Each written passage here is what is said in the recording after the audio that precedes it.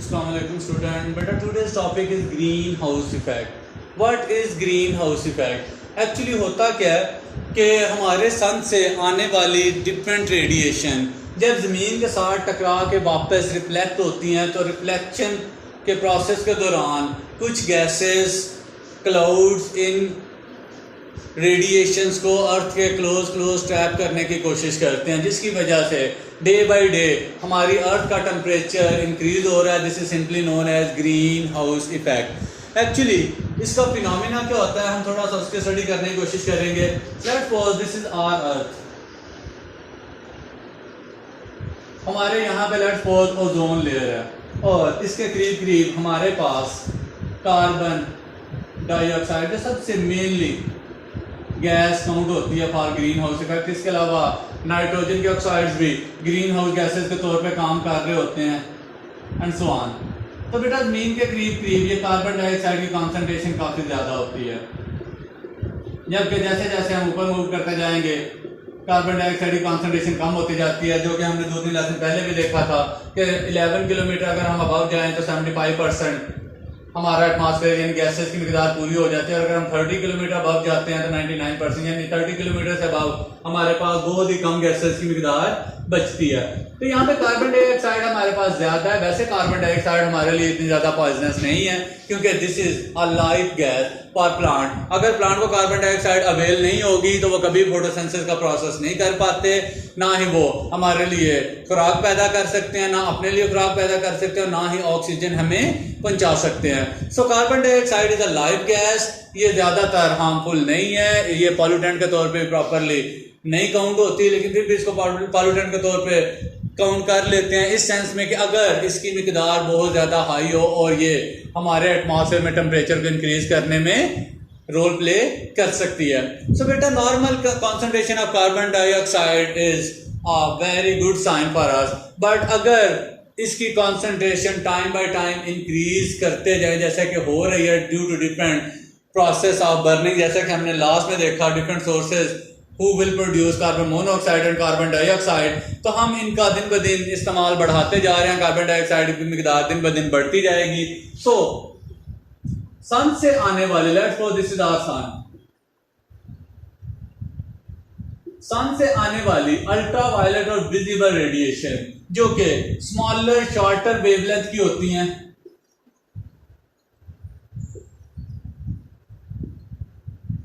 वो इस एटमॉस्फेयर से पास करते करते जब अर्थ के साथ आके टकराएंगी तो due to heating and after reflection they will be converted into infrared radiation which having long wavelength. अब ये लॉन्ग वेवलेंथ वाली रेडिएशन जब रिफ्लेक्शन के बाद प्रोड्यूस होकर वापस जाने की कोशिश करती हैं तो कार्बन डाइऑक्साइड के मॉलिक्यूल्स इन रेडिएशन को अपने अंदर ट्रैप कर लेते हैं, आगे मूव करने नहीं देते.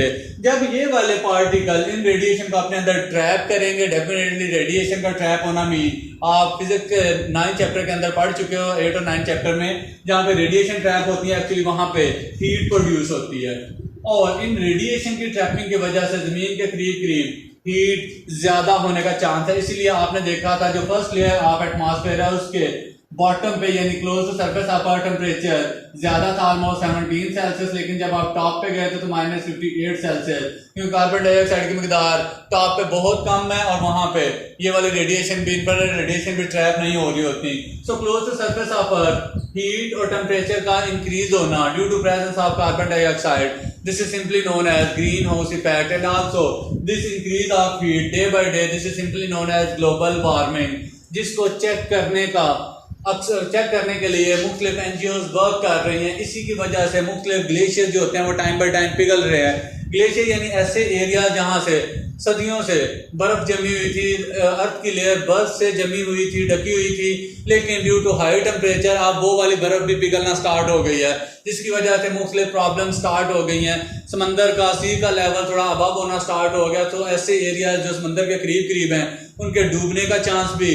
पैदा होता जा रहा है. मालदीव एक ऐसा कंट्री है जो श्रीलंका और इंडिया से थोड़ा सा दूर छोटे छोटे जजीरे हैं उसके, कॉन्टिनेंट से बने हुए हैं, तो तकरीबन कहते हैं कि अगले 100 साल तक वो सारे के सारे जजीरे जो है वो कवर अप होने का चांस है, क्योंकि वो छोटे छोटे जजीरे हैं, मतलब हम कह सकते हैं कि कोई एक छोटे से गांव के बराबर है, कोई 2 4 5 घरों के बराबर है, कोई एक घर के बराबर है, यानी इतने छोटे छोटे से लैंड से बने हुए हैं। तो जब सी लेवल इंक्रीज करेगा तो time by time sea water उन एरियाज को, उन लैंड्स को कवर कर लेगा, वहां पे खुश्की का हिस्सा नहीं बचेगा, only due to global warming. इस तरह मुख्तलिफ फ्लड वगैरह भी आ रहे हैं, सो ऑन। तो बेटा आज के टॉपिक के अंदर सिंपल सा टॉपिक था, हमने यही चीज सीखी कि कार्बन डाइऑक्साइड की कॉन्सेंट्रेशन इंक्रीज होने से जो अर्थ के करीब करीब हमारी हीट जो है वो इंक्रीज होती जाएगी, उसी हम ग्लोबल वार्मिंग और ओवरऑल हम ग्रीन हाउस इफेक्ट का नाम देंगे। इसके बारे में आप फिजिक्स में भी पढ़ोगे और बायो में भी इसकी तफसील है 10th क्लास में। आई होप आपको कॉन्सेप्ट क्लियर हो गया होगा। Thank you, Allah Hafiz.